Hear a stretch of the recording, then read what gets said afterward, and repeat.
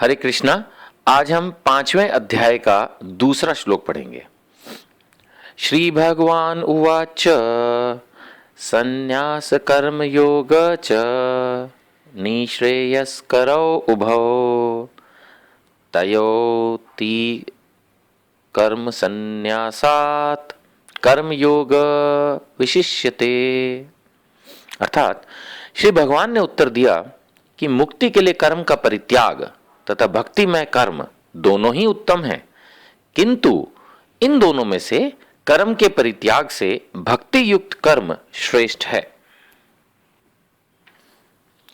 इससे पिछले श्लोक में अर्थात 5.1 में श्री अर्जुन ने भगवान से क्वेश्चन किया था कि हे भगवान, हे कृष्ण, पहले आप मुझसे कर्म त्यागने के लिए कहते हैं और फिर भक्ति पूर्वक कर्म करने का आदेश देते हैं। क्या आप कृपा करके निश्चित रूप से मुझे बताएंगे कि इन दोनों में से कौन अधिक लाभप्रद है।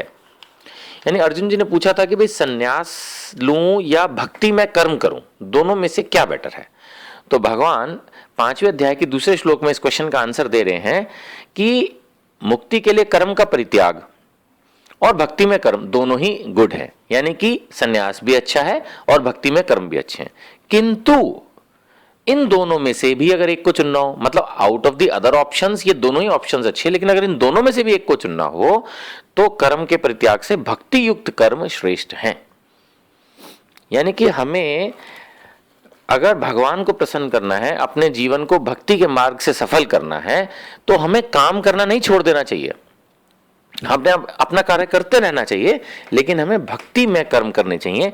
यानी कि हमें ऐसे कर्म करने चाहिए जिससे धीरे धीरे हमारा भक्ति में विकास हो, समाज का कल्याण हो। ये नहीं कि हम सिर्फ अपनी इंद्रिय तृप्ति के लिए काम कर रहे हैं और ऊपर से हम भगवत गीता की शेल्टर भी ले रहे हैं कि देखो भगवान ने तो कहा है कि भाई अपने कर्म किए जा, और कर्म किए जा की क्या डेफिनेशन है बेटा, खूब कमाया जा, बच्चों को बीवी को ऐश कराया जा, खुद भी ऐश किए जा, और बस यही भगवत गीता में लिखा है। एटलीस्ट ये हमें समझना होगा कि भक्ति में भगवान ने ये सजेस्ट किया है कि हमें भक्ति में कर्म करने हैं।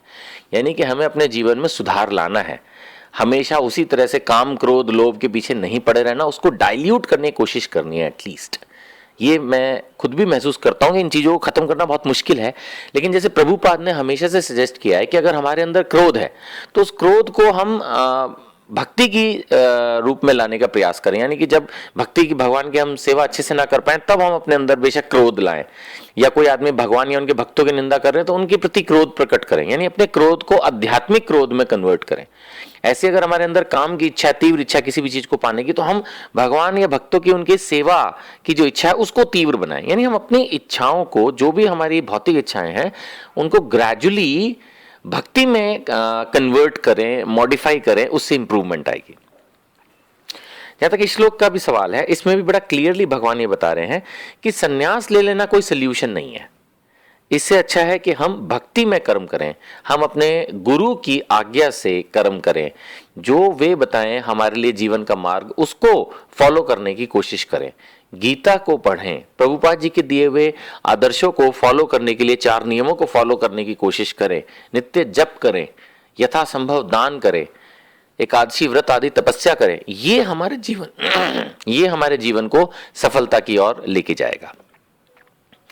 प्रभुपाद जी ने 4 नियम हमें दिए हैं, मैं उन 4 नियमों को दोहरा रहा हूं। जो 4 हमें अपने जीवन में फॉलो करने ही उससे अलग हैं 4 नियम। उन्होंने बताया कि books are the basis.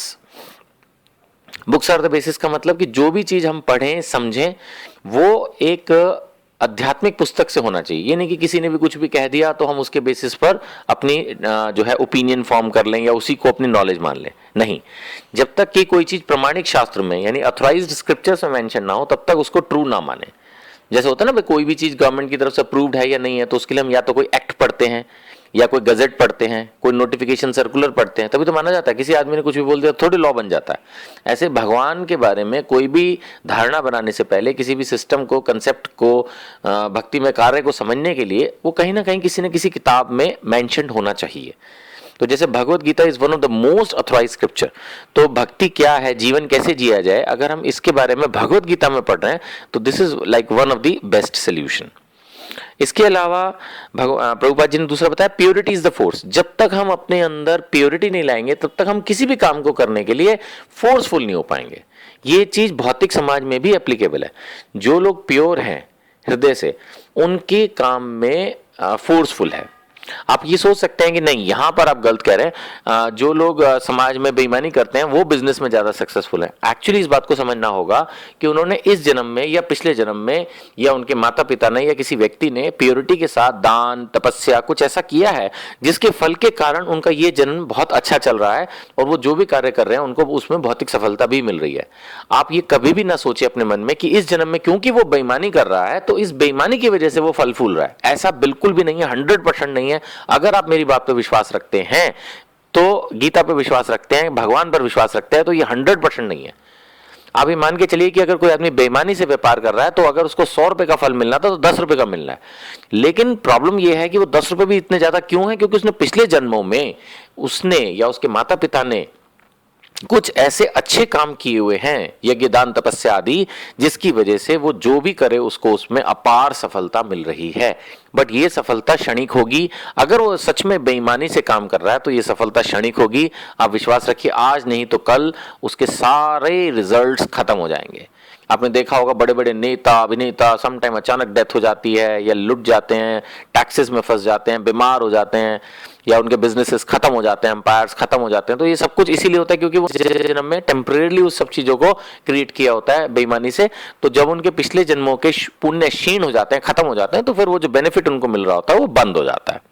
This is how it goes. खैर, तो हमें हमेशा अपने आप को प्योरिटी की तरफ लेके जाना चाहिए। प्रभुपाद जी ने कहा उससे हमारे अंदर फोर्स आएगी, ताकत आएगी, फिर हम जो भी काम करना चाहेंगे वो हम फोर्सफुली सक्सेसफुली कर पाएंगे। तो प्योरिटी इज द फोर्स। तीसरा प्रभुपाद जी ने कहा था preaching is the essence. Preaching is the essence का मतलब यह है कि जो भी हमारे पास भगवत गीता की नॉलेज है, आध्यात्मिक ज्ञान है, हमें इसको दूसरे लोगों तक जरूर पहुंचाना चाहिए। यही हमारे जीवन का सार है। Preaching is the essence. और चौथा जो नियम था जो इस श्लोक से कनेक्टेड है, जिसके लिए मैंने ये सब डिस्कशन किया, वो है utility is the principle. Prabhupada ji ने अपने पर्पट में भी इसको कवर किया है कि हमें ये चीज समझना है कि हर चीज भगवान की है और उसको भगवान की सेवा के लिए यूज करना है। यूटिलिटी इज द प्रिंसिपल, यानी कि कोई भी चीज को यूटिलाइज जो करना है वो कृष्ण के लिए करना है, भगवान के लिए करना है, भगवान के भक्तों के लिए करना है। इसका मतलब ये नहीं कि हम ये सोचें कि जो हम पैसा कमा रहे हैं फिर वो क्या 100% मंदिर में दान दे दें। ऐसा नहीं है। घर को ही मंदिर बनाना है ना। अगर हमारे घर के मेंबर्स ही भक्ति कर रहे हैं तो एक तरह से देखा जाए तो उनकी सेवा भी भक्तों की सेवा ही है। घर के अंदर आप अपना भगवान का मंदिर बनाइए और उसमें सेवा कीजिए, थोड़ा बहुत दान दीजिए समाज के भले के लिए। तो कुल मिलाकर ऐसा नहीं है, ये एक यू कैन से कॉम्प्लिकेटेड तो नहीं कहूंगा मैं, लेकिन हाँ ये एक कंसेप्ट है जो कि आराम से शांति से बैठ के समझा जा सकता है। बट मेन चीज हमें ये समझनी है कि हर चीज भगवान की है। ये हम सिर्फ बोलते तो हैं ही, जो बात मैं बोल रहा हूँ इंडिया में हर आदमी ये चीज बोलता है जी हमारा क्या है, सब कुछ भगवान का है। और हम क्या, अच्छा फिर ठीक है सब कुछ भगवान का है तो लाओ दे दो इसमें से कुछ, तो कहेंगे नहीं नहीं नहीं नहीं नहीं। तो कहने का मतलब यह है कि हमें इस चीज को ग्रेजुअली अपने दिमाग में लाना है, समझना है कि जो कुछ है रियली वो भगवान का है। तो यूटिलिटी प्रिंसिपल, तो हमें हर चीज को भगवान गुरु की आज्ञा के अनुसार सेवा में लगाने की कोशिश करनी चाहिए। तो कहने का मतलब यह है कि ये श्लोक इसी बात के ऊपर स्ट्रेस कर रहा है। ये चैप्टर भी है कि कर्म योग, कृष्ण भावना भावित कर्म, 5वां अध्याय हम भगवत गीता का पढ़ रहे हैं। और शुरुआत में अर्जुन जी ने ये क्वेश्चन पूछ लिया कि जी संन्यास लेना बेटर है या भक्ति में कर्म करना बेटर है। तो कुल मिलाकर कंक्लूजन यही निकल रहा है कि संन्यास से भक्ति में कर्म ही बेटर है। इसको एक बहुत सिंपल डोमेस्टिक एग्जाम्पल से भी समझा जा सकता है। सपोज एक बच्चे को आप खाली बैठा दो, क्या वो थोड़ी देर बैठ पाएगा खाली? क्या ये हमारी एफर्ट सक्सेस हो पाएगी? नहीं, क्योंकि बच्चा खाली बैठ ही नहीं सकता। बड़े की तो बात ही छोड़ दो। तो उस बच्चे को फिर अगर वो गलत कुछ कर रहा है, गड़बड़ कर रहा है, तो उसको सॉल्व करने का तरीका क्या है कि उसको सही चीज में लगा दो। अगर वो गलत चीज बंद करके सही चीज के अंदर काम करना शुरू कर देगा तो प्रॉब्लम सॉल्व हो जाएगी। इसी तरह से हमारे को भी चाहिए कि बजाय संन्यास लेने की सोचने के कि हम चीजों को करना छोड़ दें, हम छोड़े नहीं कुछ भी, लेकिन उसको हम इंप्रूव करें, प्योरीफाई करें, भगवान की सेवा में लगाएं। That is definitely a better solution. Shri Prabhupada ने भी पर्पट में बहुत सुंदर ढंग से इसको एक्सप्लेन किया है कि मनुष्य को यह समझने का प्रयत्न करना चाहिए कि उसका अपना कुछ भी नहीं है, तो फिर संन्यास का प्रश्न ही कहां उठता है। जो व्यक्ति समझता है कि सारी संपत्ति कृष्ण की है वह नित्य सन्यासी है। प्रत्येक वस्तु कृष्ण की है, अतः उसका उपयोग कृष्ण के लिए किया जाना चाहिए। तो श्लोक में, परपट में, हर जगह बिल्कुल क्लियर है कि हमें संन्यास लेने के बारे में सोचने की बजाय हर चीज को यूटिलिटीज द प्रिंसिपल के हिसाब से भगवान की सेवा में लगाने का प्रयास करना चाहिए, भक्ति में कर्म करने का प्रयास करना चाहिए। वो बेटर है बजाय संन्यास लेने के। हरे कृष्णा।